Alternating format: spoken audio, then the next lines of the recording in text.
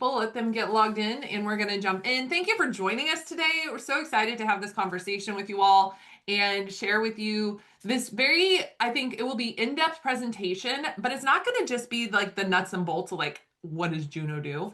We're really here to help you think through your thought process as a small practice owner and how you're going to transition into this new world of AI and being more efficient. And it's just all the things that Jessica and I love to talk about. And Dave geeks out about this stuff, obviously, because he built the tool. So we're going to really go deep today on just new ways of seeing how small practices can operate using tools like Juno. So if you are someone who is still doing manual data entry, you're carrying that full mental load of every tax return on your shoulders or on just a very small team, this is exactly why your tax seasons are still feeling very overwhelming. And it's not because you are doing anything wrong, but it's really because your practice hasn't yet been designed for leverage. And in today's training, Jessica Smith, who we have here today, our co-founder of Workflows for Tax Pros, and Dave Hasse, the founder of Juno, are going to be showing you what it looks like to actually make the shift from survival mode to systems mode. And we're going to be talking about how using a tool like I say Taxstone too often these days, a tool like Juno can help you reduce your prep time, support your team, and help you to create capacity in your small practice without adding more hours or team members, which is great, right? And this isn't just going to be theory, guys. We're going to be showing you how this works. Jessica's going to be talking about how it's worked in her small practice, the decisions she's made this year in regards to AI and Juno, what has changed, what didn't, and how you, as the small practice owner, can start implementing it without overcomplicating this process for yourself and your small team. So, I would love to start by just introducing ourselves, and I'll go first since I'm already yakking. I'm Jamie Gruol, and I am the co-founder of Workflows for Tax Pros, where we help small tax practices implement Taxstone and start thinking with an operator's mindset when it comes to using automation and AI. And we're really excited about the conversation here today. And I love hearing from Jessica, who I'm going to ask to introduce herself. But I come from a background in software implementation and have been working for the last 5 years with Workflows for Tax Pros doing implementation of software into small practices and helping with automated workflows. So I feel like this trajectory into using Juno as part of the tax prep process is really critical to that that workflow. And things are changing so fast, so I think having these conversations often and early is going to help you with keeping up with what are the tools that are right for you in your small practice. So Jessica, you want to introduce yourself and then we'll go to Dave. Hello. Well, hey everyone. I am Jessica Smith. I am an enrolled agent. I'm based out of like the West Boise area, nice little rural Mhm. part of the potato place or potato land we call it. I've been in practice for gosh, every time I say this, it sounds weird, but I've been in practice now for 17 years. Very happy for all of these cool little twists and turns my career has taken, especially over the last 5 years with all the workflows for Tax Pro stuff.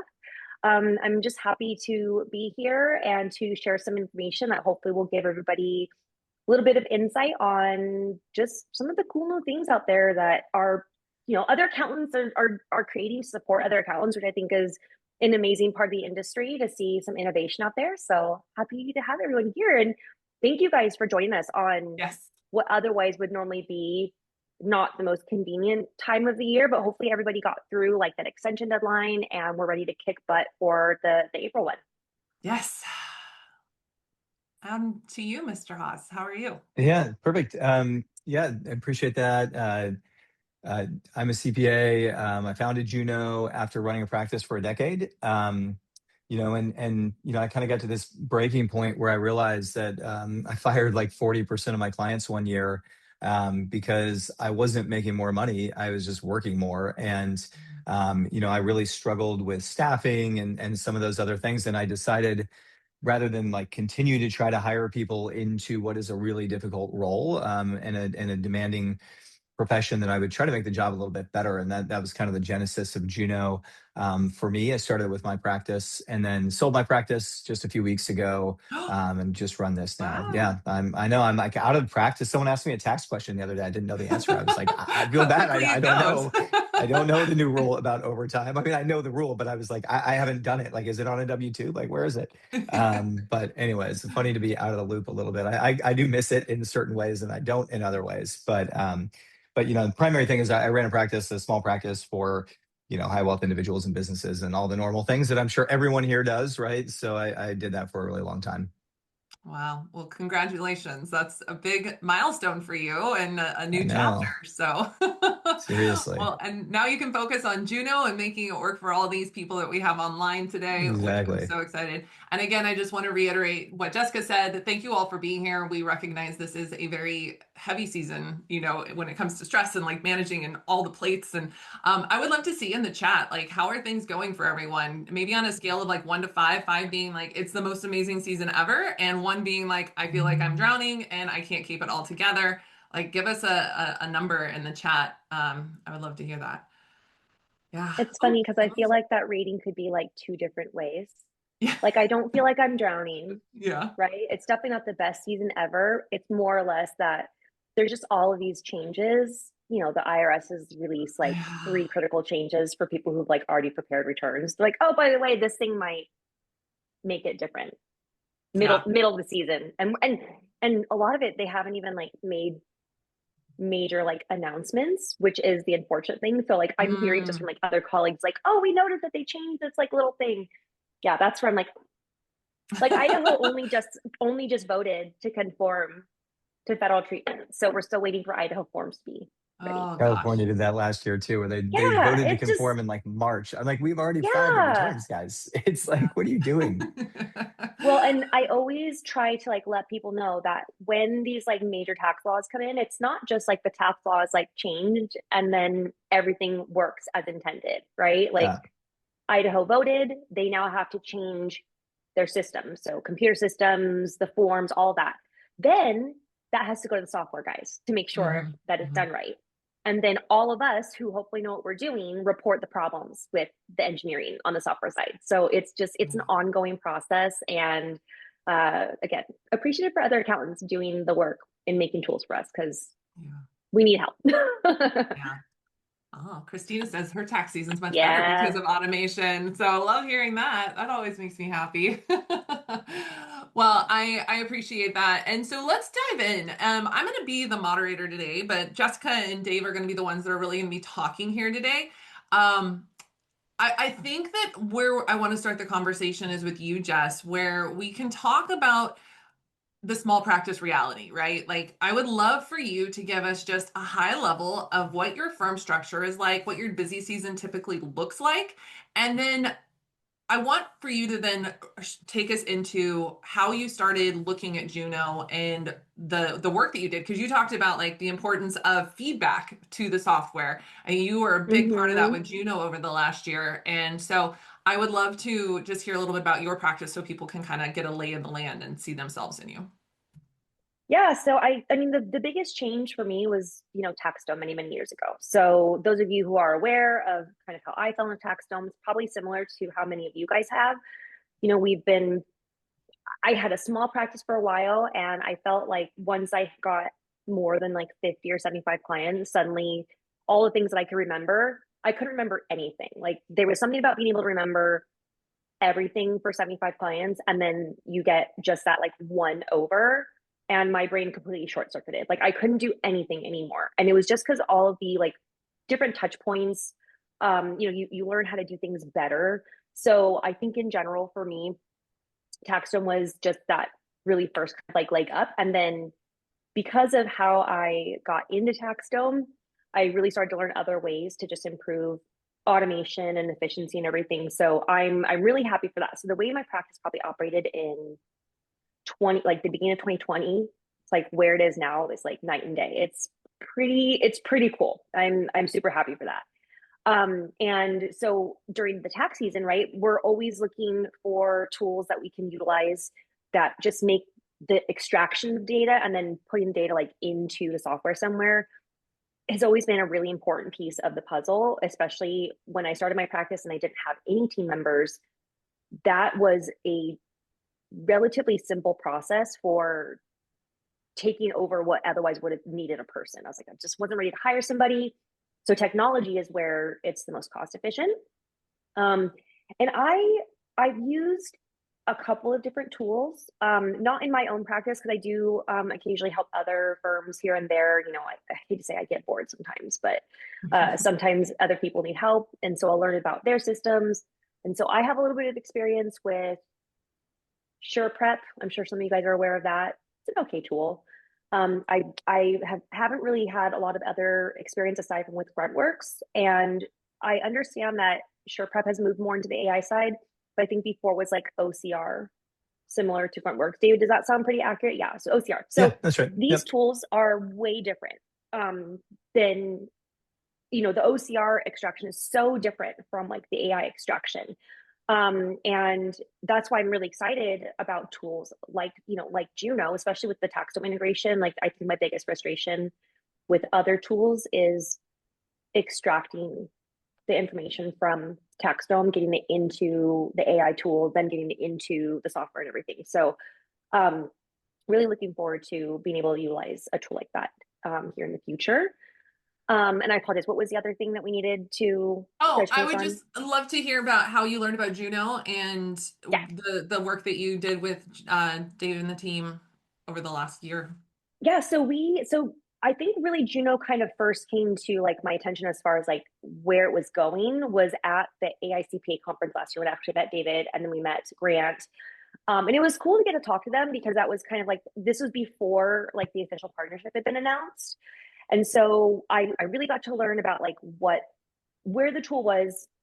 I don't want to say in its infancy because I'm sure you guys have been working on it for a lot longer than that, but it was still like here's where we're going with this. And so where the tool started and where it's even morphed to now is just miles different in a positive way. So the experience I had with Juno was super cool. I think probably my favorite thing about Juno is the extraction of the data and not just putting the data into the software because that I mean that's great. That's a great function, but it was the work paper that it produced because it helped. So I do that manually already. Manually, I have been doing an extraction of the information. You know, you put it on a spreadsheet that allows us to reconcile against the tax return. And so I'm excited because Juno takes care of that for us and will allow us now to eliminate a couple of extra steps, a couple of manual steps, because these other tools for us have not produced that other worksheet, that other supporting worksheet. So I think from from someone who enjoys doing reviewing of returns and wanting to make sure that the information is truly accurate and comparing against what I have, I think that's where I am going to find, a tool. Juno is the one I'm going to be working with. I find the tool to be definitely a significant improvement from what I've experienced with other tools that claim to have similar results, if that makes sense. Yeah, that's cool. Awesome. So with those first impressions, and I'm sure that it kind of started your wheels start spinning, right? You're like, ooh, I could do this so the work papers get improved and I can be more efficient in my reviews. But what were some of the hesitations that you had early on? Like when you thought about like actually using Juno in your tax season, where did your mind go? Or were you just like, oh my gosh, this is a huge leap for us? Yeah, so I think for me, one of the things that I've really been focusing on in the last probably the last year is really ensuring that the training of my team is more thorough. And I know that you and I were discussing this, I think probably just yesterday. The way that I've worked in the past, I have a team now, and parts of my team have just already had the training to do certain things very autonomously without a lot of oversight, without a lot of like my review. And so, initially the plan was fully embrace Juno, let's go rock and roll. However, with some of my experiences like with last year, I realized that jumping to a tool that was going to bypass some of the underlying training that I needed for my team probably wasn't going to be the best solution long term. Because if I'm going to utilize a tool like Juno, they have to understand what they're reviewing, right? Because Juno is going to step in the role of the tax of that data preparer, right? The one who's going to see, oh, this information or this income is recorded on this form. It goes on this spot in the tax return. And so that isn't a difficult transaction for a lot of people. I mean, I don't work with the most complex clients right now, but occasionally I have some clients that have some complexities. And I wanted to make sure that if I was going to be delegating the data entry to a tool, that whoever was responsible for reviewing it really understands like why the tool actually put things in one spot, and then being able to identify, did the tool make a mistake? Because again, the tool's only reading the documents. It is not going to replace the understanding that, oh, this client received a 1099 NEC, but they don't have a business really, so this should be reported as other income, like in a different spot, right? The tool is going to read it based off what the form says. So it was really important for me, at least for this year, to drill in on the understanding of where the information flows. And so ideally, we overcome that hurdle this year. And so fully embracing a tool like Juno next year is definitely on my plan, on the docket, I guess. So I really needed my team to understand what they were doing and not just like mindlessly trusting the software, because we all know software is wonderful, does a lot of great things, but there can be errors. And if we can't recognize when an error is made, then the tool, as wonderful as it is going to fall short of what we needed to actually accomplish for us. David, I would be curious your perspective as someone who obviously like you built this tool alongside with your team. So you didn't necessarily have the like cold introduction of like AI into a practice, but you've worked with a lot of practice owners and talked with a lot of them. How is the training like a key component in the implementation of a tool like Juno, like Jessica's talking about? Yeah, I mean, it's huge. I was saying to a customer this morning that it's probably the largest technology change that you'll ever make, right? Like Mm-hmm. it's and you just can't, like, the firms that struggle, we see, like the tool itself is easy to use, right? Like it's not, I didn't do a ton of training with my admin, but she was pretty tech savvy, and like even more importantly just had an attitude where she was like willing to go do it the way I asked her to do it, basically. Mm-hmm. And so, the people I've run into that have struggled with process more often than not, which, Mm-hmm. I have a lot of appreciation more now than I did even a few months ago Mm-hmm. for, folks like you and Jessica who are like passionate about the workflow, because you realize in this industry that people have probably been preparing returns the same way like their whole career, really. And like, like I had someone tell me the other day, like, I'm going to retire before I have to change tax software. And like people have this vehement, like, I'm not going to change software. But the reason is not because of the software particularly, it's because of what you don't know about tax software, like what kind of mistake it could make, or Yeah. because of the processes, right? Of just like the learning curve of having to go through a new tax software. And Yeah. so I just think it can't be understated how critical that is.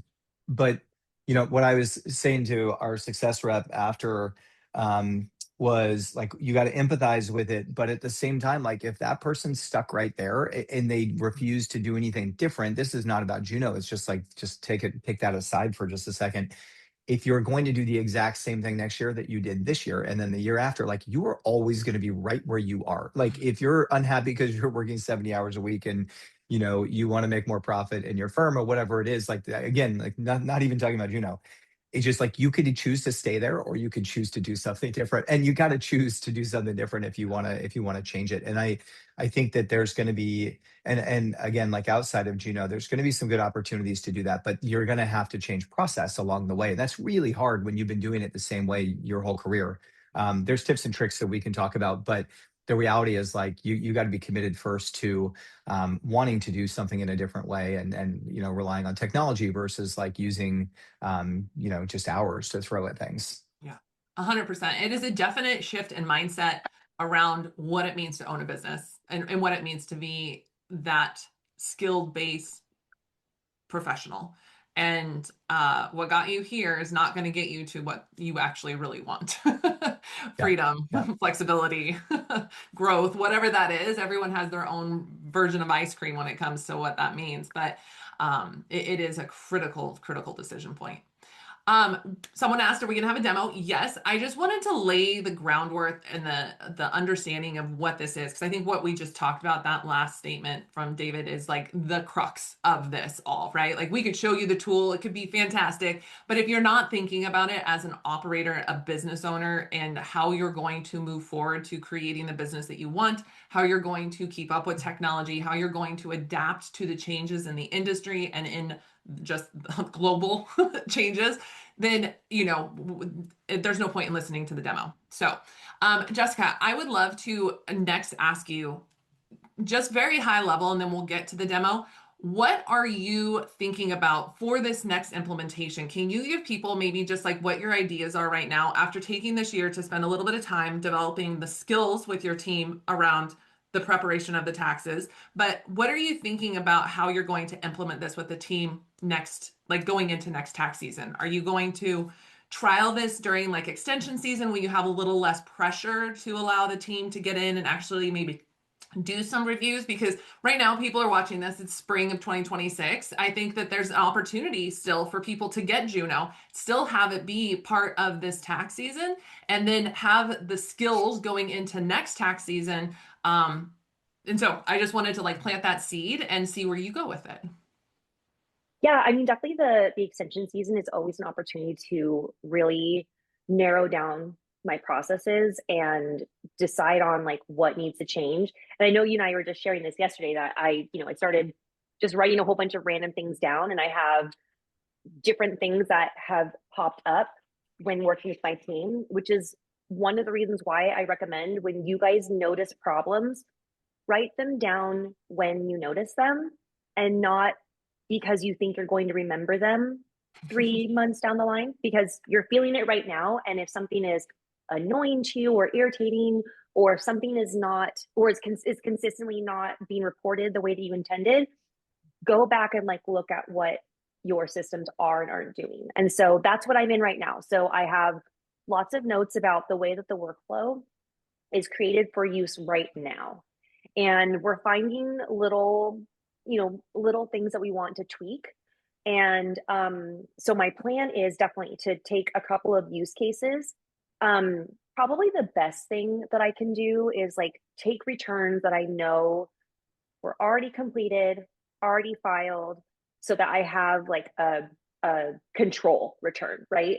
So the goal will be take a couple of these returns I know are done, and just go through like that work paper process. So I think it would be the part like after all the documents are received, where we review the return, review the documents, review the organizer, all that, and take that part and go through what I anticipate the workflow to look like using Juno.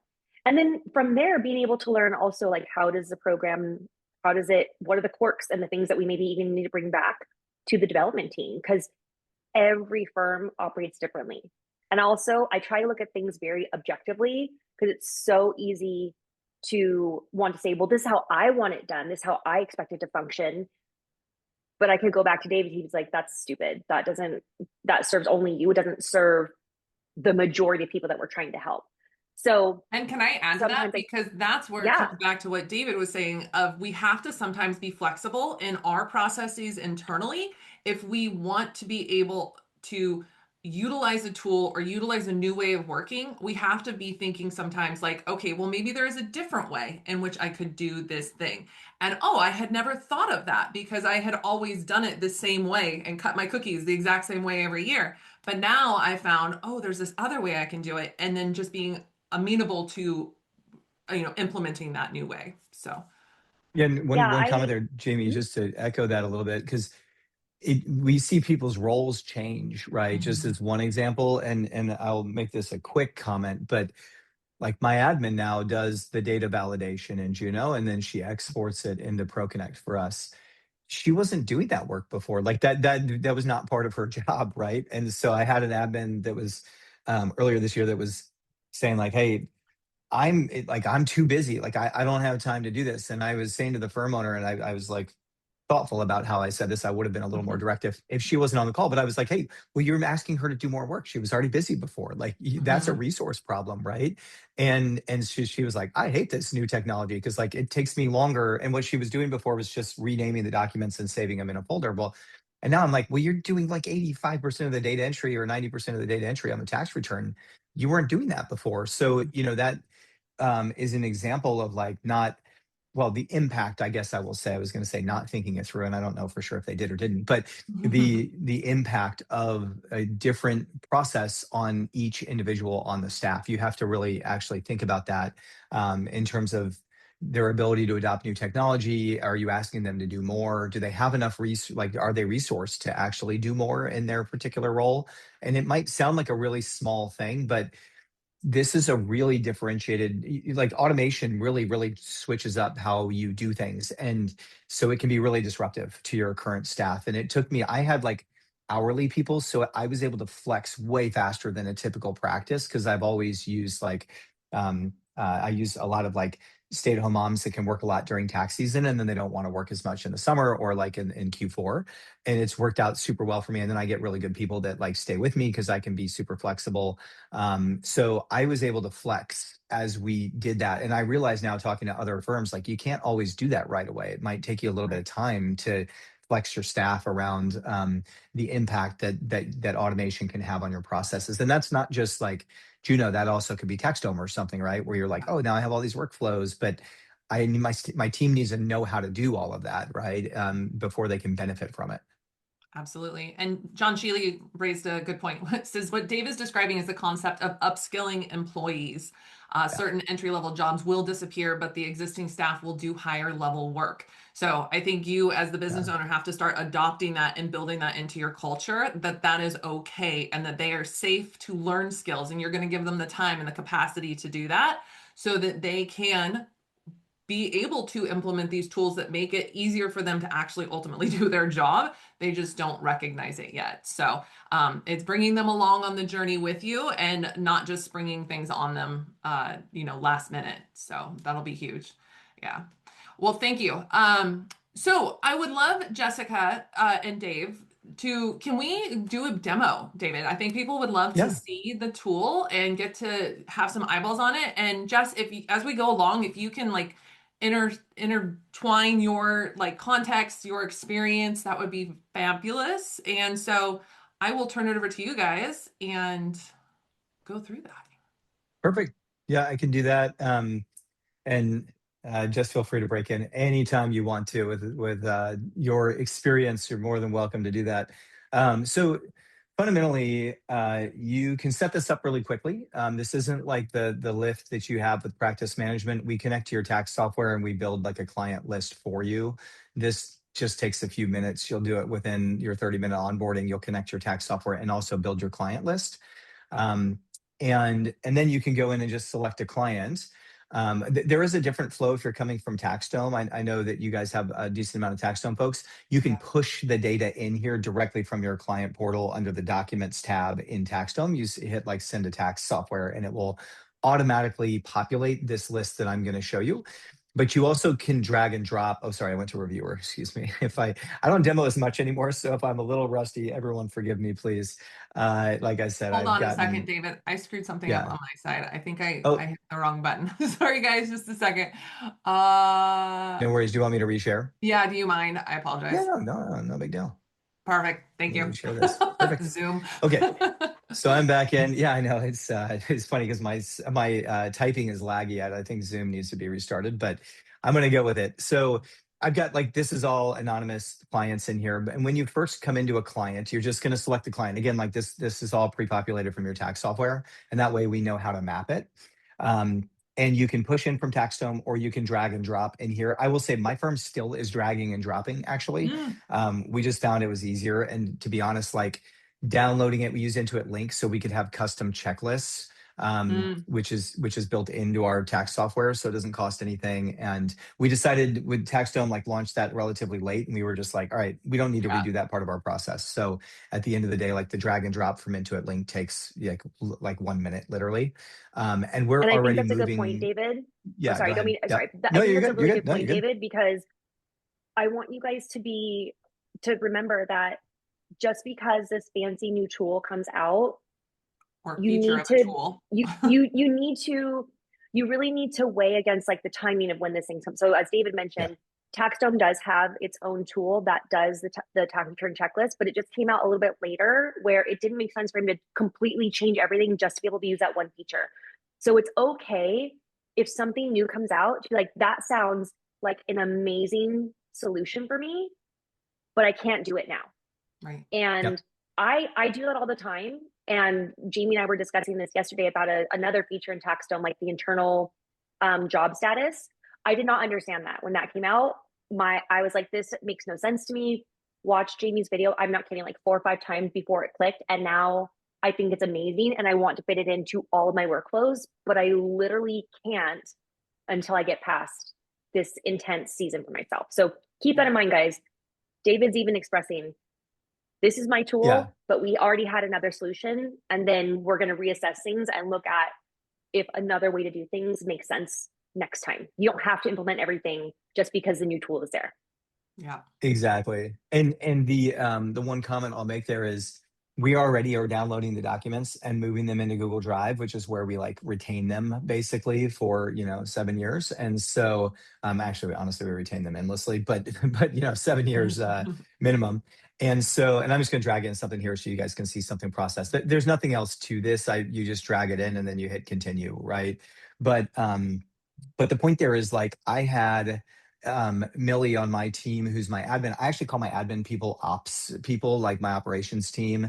And I told them, like, I don't just want you to answer the phone, because as we automate more things in our practice, you're actually like the traffic guards, right? Like, you're making sure that things are flowing around. And for us, I want them to be like Taxdome experts, as well as like in this example, Millie goes in and checks what has been uploaded that day in Intuit Link, and she moves it over to Google Drive. So right when she does that, and she's changing the status as well to like ready to prepare, basically, she's also pulling it into Juno.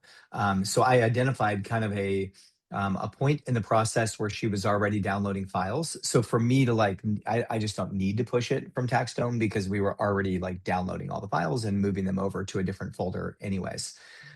So with that, this is I like want to Dave. add one thing Yeah, go since ahead. I apologize, David. Yeah, no, So you're Emily good. asked about the integration with Taxdome. And so Yeah, rather than like throw you off on your demo of Juno, yeah, yeah, after we get done with the demo of Juno, I can pull Taxdome up if you don't have that easily yeah. No, I available, do. I David. can I can pull it up Okay. here. Let me. Oh, okay. That'd be great. Just because Whoop. we do, to your point, have a lot of Taxdome users on here. So I think it would be helpful to Completely. see that in action. Let me see. I think it's do. Sorry, guys. If I can remember the URL, then I will. It's in my Navatic.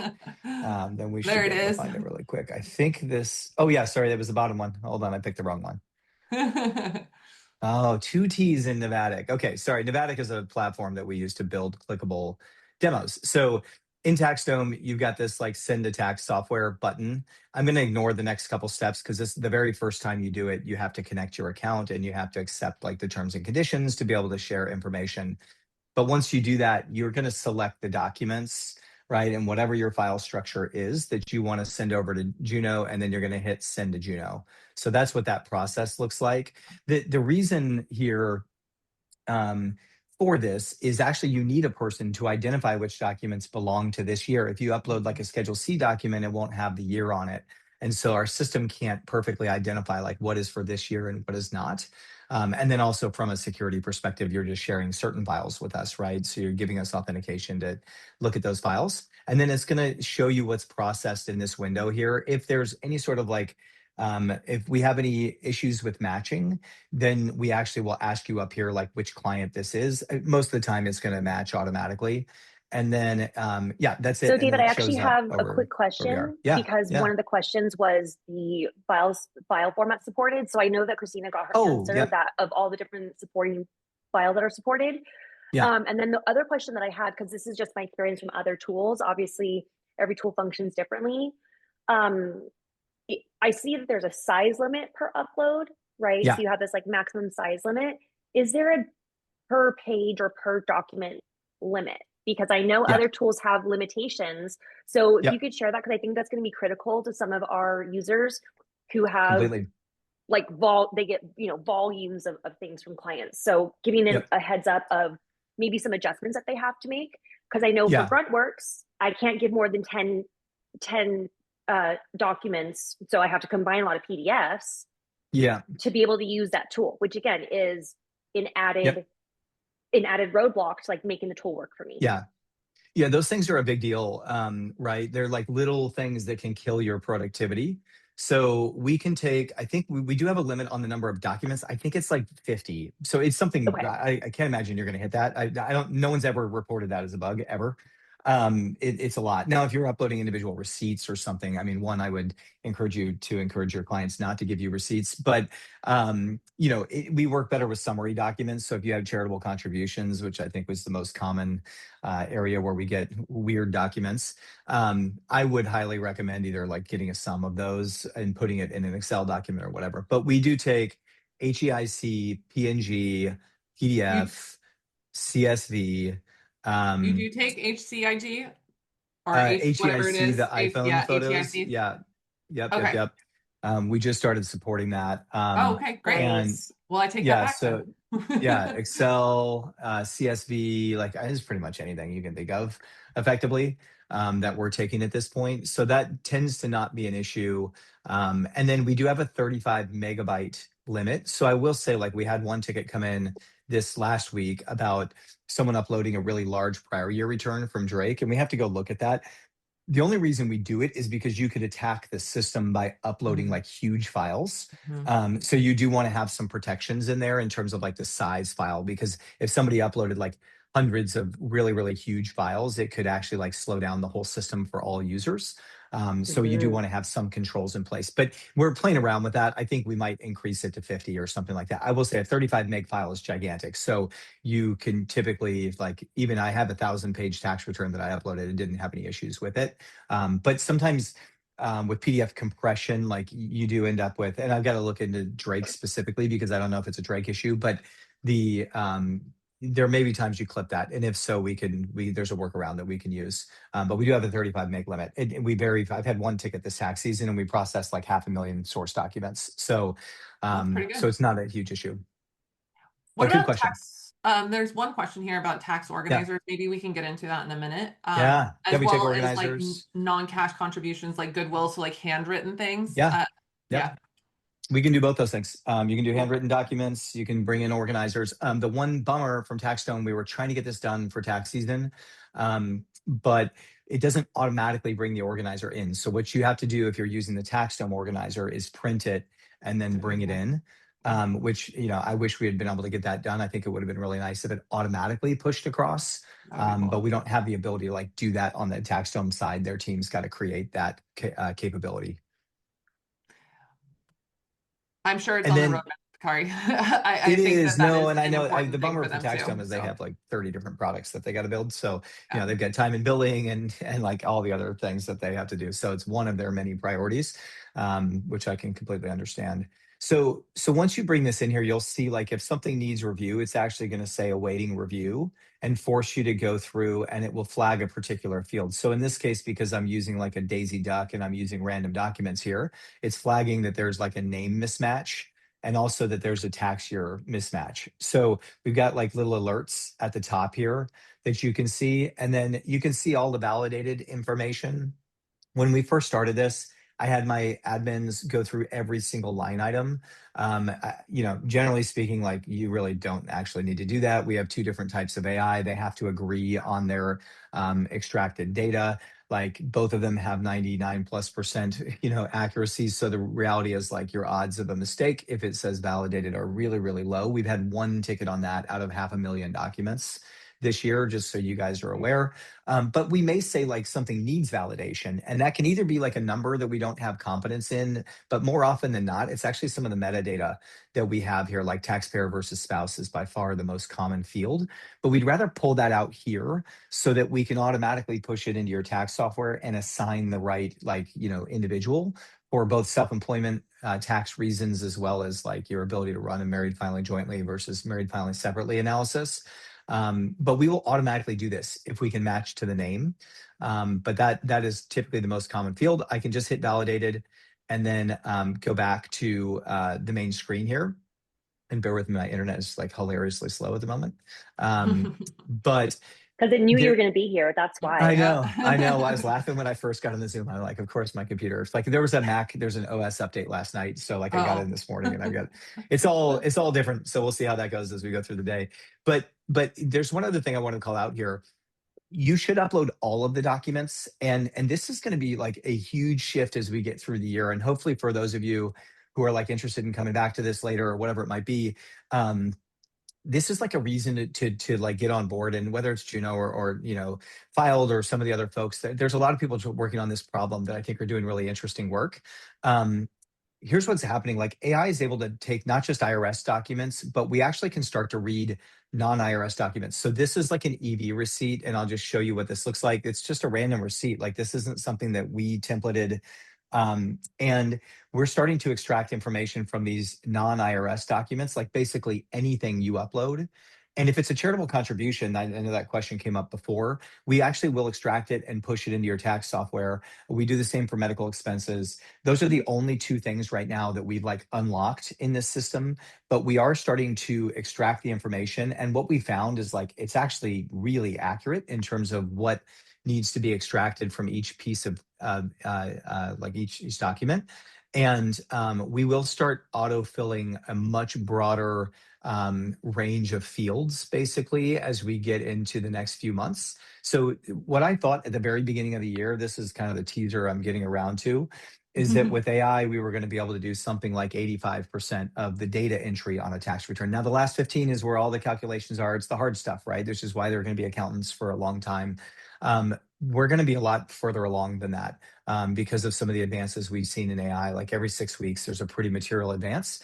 And so we are going to start to do things like an EV credit, or if they say they had a new child this year, or they got married, like that stuff is going to start to flow into the tax software as well. We're going to be out closer to probably 95% of the data entry on a tax return, and the last 5%, it would be things like RSUs or basis adjustments, right, or a 1031 exchange, like things that are really require calculation, things where the context may not be clear to an AI model. But if there's like a basic document, even a home sale document, we're much further along than I would have anticipated in being able to do that. It's going to happen faster than expected. So, and Jess kind of said this. One comment I'll make there. I heard this on a podcast the other day, and I thought it was really, really interesting. In an AI era, these products are not going to like be the same for the rest of your career. They're going to be changing really quickly. And she was alluding to that. I think you're going to continue to see it as we go through the year.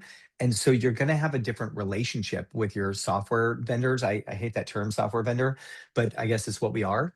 And you're going to be communicating back and forth, like not just Jess, but we have like hundreds of people that we have a Modern Tax Pros community, and they're submitting product ideas. And every time we do a release, we tag all the people that had like commented on that feature or update.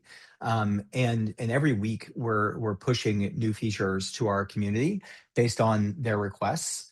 And that's just moving at a pace we've never seen before. And so the point there in terms of like the relationship is just that you're going to have a different experience with software as we go forward. It's going to be doing more critical parts of your workflow, and it's also going to be like an evolution. It's going to be like a team member where you're going to have a deeper relationship with the actual team if they do it really well, in my opinion. But certainly with the tool itself as it starts to do more of your work, right? And so that's something that we all will have to get our heads around a little bit. But I think overall it would be a really good thing. But anyways, let me come back to that. I Yeah. wanted to I tease want to that, but yeah, add go one ahead, item Jenny. just so this doesn't get Yep, missed on the replay, is that yep, Christina asked if P&L statements will autofill into the Schedule C. I think they that's a will. big one for a lot of people that work with small practices. Yeah. So here's Or a businesses, P&L. excuse me. It's flowing in here. I can change it if it's a schedule. Sometimes we can't tell if it's a schedule E, CE, or F, right? But I can reselect that here and reprocess it if I want to do that. This is a schedule C. So it's got, oops, sorry, I just clicked out of it. All the schedule C categories.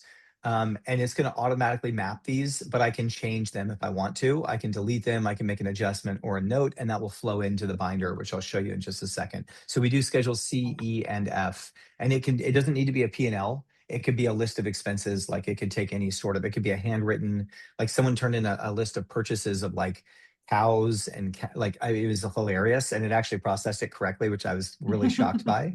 And it knew it was a Schedule F, which kind of blew me away. And they literally had like cows, like $8,500, like horses, whatever amount. So it's pretty flexible in terms of what it can take. Lots of farming I was gonna say happening out here. It's so funny because anytime someone, talks about like a farming profit and loss, it just sounds so funny. I mean, I do them, but I'm like, Yeah, oh, I have to But depreciate the cows, and I think like, yeah, are we, we're, what are we doing? yeah. I know. But also, like a lot of people we talk to say that it's the farmers that are like just keeping these very rudimentary reports of their Hmm. expenses and their revenues. Yeah, And so, yeah, I think, Elise says this is gold. Absolutely, because it's taking that load off of you that when you receive that stack of papers on your desk, you're not like, oh my God. And you can just pop it into the scanner and off it runs. So, right. And if you do this right, you even, I think people will have. Actually, what's funny is you're going to have more like administrative support probably in a practice than you did previously, because it's so easy to do this validation. Where you're going to have a bit of a gap, and I have no idea how this plays out, but the preparer themselves is going to be that is a faster role. The mhm, preparer is actually going to kind of turn into a reviewer. The admin turns into your mhm, data entry person, right? mhm, And so you're leveling up, right? Those folks, like we were talking about before. The other thing we do, and Jess mentioned this as well, but this is a really important part of the process, is we create a work paper for you that has all of the original documents you can see here on the left, and I can rename these, I can move them around, I can do whatever I want. They're in the order of the tax return, and then it also has like a checklist, and this checklist is really critical because we've got to tell you what we did and what we did not do in terms of data entry. And this is something that's going to be evolving a huge amount in the next couple months. But effectively, we now make a plan for you to finish the return. So this is the other part about extracting all the information from non-IRS documents. There's two pieces here. One is like the checklist. This just gives you what we didn't enter from each form. So if we extracted a field but we didn't push it into your tax software, we're going to list that right here. And there's lots of different reasons that this could happen, but you can see like at the very top, I'll zoom in on this a little bit. There's like a 1099 NEC that had some state information. And if that matches like the federal, we're not going to enter the state independently, just because that can kind of screw you up a little bit. We don't necessarily know if like you're going to allocate it to a different state, as an example. So we would just enter the federal, but we'll tell you that here, like these fields didn't go into your software, just so you've got a list of like everything we did. Like it's really important to have a transparent system when you're working alongside that system. The other thing you'll notice here is K1, like these are a bunch of information out of the footnotes that we didn't do. We do extract that information. Oftentimes with footnote information, we're not putting it into your tax software because there's some sort of decision that needs to be made on whether or not, like where you put the information, if you need to make adjustments, things like that. And then the last quick thing I'll show you, this is brand new. We're creating a preparer plan now. And we actually will go in and tell you if there's like an ED credit, we will go in and tell you like there's work that needs to be done here. You need to do an ED credit. Here's the form number for that. So we kind of want to do instructions, right, based on AI for how to finish that return, based not just on the IRS documents that you uploaded, but every document that you uploaded. So that's where we're going with this. And I think hopefully people can see like that will get pretty exciting in that it's going to be an instruction kit basically for how to finish the return. Anything I missed there, And one Jess? I know thing, you've used it quite a yeah, bit. I So mean, yeah, any I comments? I think it's super important. And if any of you guys are rolling around in some of these, Facebook groups where you see people who are like, oh, 2 years down the line, like maybe they have a couple who's married and now they're in dispute and they don't have any of the paperwork to rely back on in order to actually like protect, protect myself from these people who are saying that, the return was done wrong and now I'm like involved in this divorce. Work papers, some kind of supporting documentation, something that you can go back on 2, 3, 4, 5 years down the line if there's a dispute. Those are going to be really, really critical for a lot of people. And if you are not doing that, it's going to be super important as we continue to evolve with our tax system to have really, really good supporting work papers. So I'm appreciative to see it. There's just summary of like what a reviewer should see, right? Yeah. This did and didn't get input. And then for the person continuing to do the reviewing or the data input to understand why, and then to be able to have some kind of decision tree to know what to do with that information, whether that be, okay, no tax effect, or no, this has to go somewhere else. I think that's a really critical part that a lot of people who maybe are considering embracing a tool like this are going to have a really big benefit because they haven't had a process like that before. And this is going to help make it a lot easier without slowing them down. Yeah, that's right. We can use AI to really supplement that and create a really good document trail for folks. And you can kind of see with the preparation checklist, like you will just be blown away with where we go with this year. It's like we really only just begun to scratch the surface on that. AI is much better than I anticipated because of some of the agentic stuff that happened very recently. It is way better at taking really complex documents and being able to understand what needs to happen with those documents. And that's a good like lead into moving over to reviewer here. So this is kind of our what's really a blown out version of some of the agentic work we do. And agents, I won't bore you guys with like the AI talk of it because I know that's not what's most critical, but just know that like effectively an agent is an LLM that will be able to go and like break a problem into like sub problems and create different agents that do very specific things. And the really important thing to know about that is just that it can do a better job of evaluating a return because a return is a really complex document. There's like, maybe 20 or 30 source documents. They have 10 or 15 fields each. Oh, sorry, this is hilarious, just reloading here. And then they're going into this 1040 and some are combined and some it's like, take this number or this number, whichever one's bigger. It's this huge math problem. And not every AI model can just like one shot and figure out what needs to happen on a tax return. So there's been huge innovation here. And sorry, I'm going to go to I meant to switch over to this one so I can go into the new version of Reviewer. But Reviewer is meant to actually work for the tax preparer. Ironically, I think it does review the return, but we might have to figure out how to get that across to people in a more obvious way. But that being said, the point here is to help you review a return, right? And that's really helpful, especially for a preparer. If you've been reviewing returns for a bunch of years, then you probably don't need, sorry, I have to get through this demo real quick. This is just the tutorial the very first time you go in here. Get out of this. Okay, perfect. But what happens here is we can help you review a return with like the critical items that need to be completed on the return. So I'm going to go in and show you what that looks like. You upload when you finish the return, you upload the finished return in here, and then you hit proceed to reviewer, and it's going to go through and create like a review for you. And these are all the steps that I used to do as a reviewer. That's actually how we built this thing. So there's a source to return. It goes back through every source document and makes sure that every field got into the return. And I can check these off as reviewed, and I can also make notes on them. So sometimes like interest might not match the sum of all the box one on the 1099 INTs. And in this case, I made a note of like, there's crypto that had interest, right, in an account that wasn't on a brokerage statement. So there's like an explanation for it. So it goes through every source document that you have. It sums up those, then makes sure that they match the 1040. Then there's like gotcha checks, which will go through structural issues on a return. Are there any penalties on the return?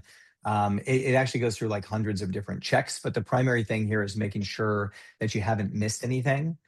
So I love like there's QBI is not being calculated on one of the K1s. That could be legitimate. Maybe it's a SSTB or something like that, right? And they're over the income limit. But I do want something to double check to make sure we don't overlook things like QBI that actually could be like, maybe I want to reevaluate whether or not that K1 should have been a specified service trader business, right? I had one last year where they considered it an SSTB and it wasn't a service business. And so we went back and asked them to amend the return, actually, because we were like, hey, they should get QBI on this. Also, it's calling out that there's no imputed interest on a loan. And it tells me here, like, it gives me an explanation. This is where it's really helpful for the preparer. It's saying, hey, there's a shareholder loan. Here's the beginning and ending balance. There's no interest calculated on this. Like, that could be a deduction for them based on imputed interest of the loan. So it's checking like hundreds of items that are easy to overlook. I always tell people, like, the way we review a return right now is kind of insane because there's thousands of points of data that go into a return, and a human being able to go through all of that, not just like what's on the 1040, but what might be missing on the 1040, is an incredible lift for the way that we work, right? Where it's like, a computer can go through and just throw processing power at that, but as a human, I've got to go page by page and compare it to last year and do a bunch of different things to try to prevent mistakes. And this is an area where we're seeing just like AI is just booming in terms of capabilities. It gives you like a year over year comparison, a year over year document comparison as well. So it'll tell you if there's any source documents that you had last year that you didn't have this year. Again, like at this point, you might have that in the organizer. The nice part about having it here is the point is to avoid mistakes, right? Like where you didn't get a document that you had last year and you missed something. And then the last piece here is an organizer checklist, which goes through the answers on the organizer, and it will go and find that information on the tax return. So for example, let me find a good one here. Yeah, I mean, it says like they have 2 dependents, right? And I'm not seeing 2 dependents on the return. So, things like that, where if they say they had a child that year, it goes and looks to see if they added that child to the return. So we can go through even like the really unstructured answers and go and find them on the tax return. So this is a great way of like validating what has been entered and making sure it's correct. One quick comment there that I'll make is like, again, this is really designed for the preparer. And then you can export a review checklist at the end if you want to do that, so that the reviewer can just go through the checklist and see what's already been reviewed. But I'll pause there. I know we're getting close to time. Any Yeah. comments on that? I know I could talk about it for hours, so sorry if that was a little bit long for folks. No, that was great. I think it was super valuable. There is some discussion around pricing in the comments, Dave. Yeah. I would Yep. love to talk about that because I know. So right now it's $4,000 for 100 returns, and Yep. they have the access to those 100 returns for 12 months. Is that correct? Or those 100 That's right. credits? Okay. Yep. Okay. That's right. So I want to help everyone because as we talked about at the beginning of this call, like this is a shift. This is not just an add-on, like extra nice tool. This is risk mitigation. This is efficiency for your team. This is skilling up. This is allowing you time. We also didn't even touch on it, but there's an advisor Yeah. tab in this that can help you with going and stepping into the advisor role. Dave, will you share when we were at AICTP last year, or AICPA, wherever we were, too many acronyms. You talked about how you use the advisor tab to go back after tax season and say, like, give me all of the clients that Yeah. met this qualification so that I can then have conversations with them about advisory work and being able to actually help them mitigate some of their tax liabilities for the next year. Can you speak Right. about that a little bit? Yeah, I mean, you can go through and look for clients in that way, like people that should form an S corp, as an example, that have significant Schedule C income. I dump emails in there is where it saves me the most time now. I'll be like, this client asked me this about a rental property. Can you just, and it will go through the context of the return, right? It'll say like their income is too high to deduct rental losses, but here's how that would be reported, and here's the record keeping that they need to do. Like the context of a client is what takes so long when you're answering a client question, right? If you have to go back to the return, like that answer gets to be 20 or 30 minutes instead of being like a 2-minute answer.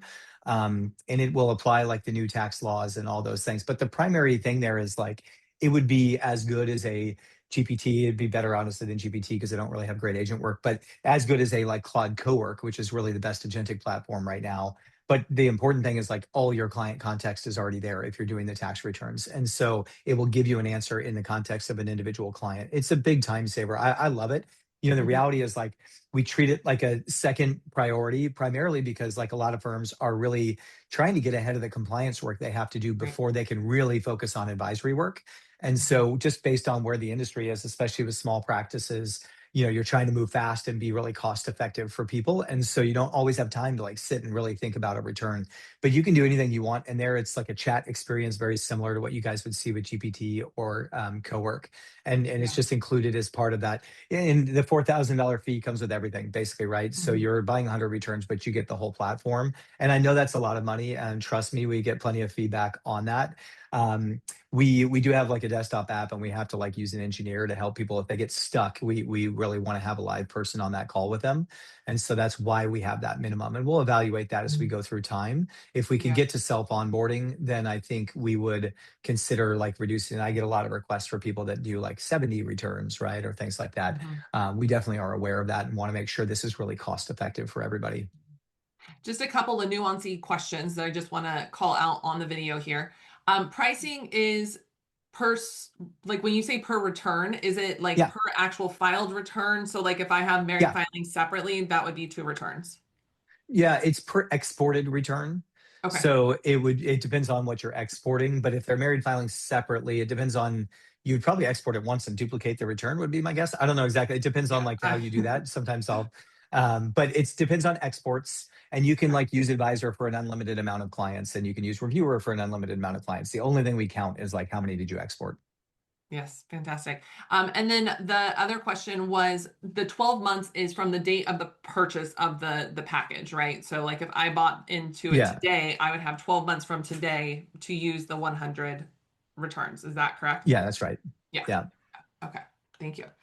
Um, a couple just I guess questions is one of them is will you be able to do a W-4 form using a W-4 calculator with the app itself? Yeah, we don't right now. I actually don't even know. I have to find out in Advisor. I don't even know if Advisor would draft that for you. It's possible that we would, but it's not something that we've explicitly built in. But I can find out and send you a note. Yeah. I'll Interesting. shoot you a note, Jamie, and you can forward.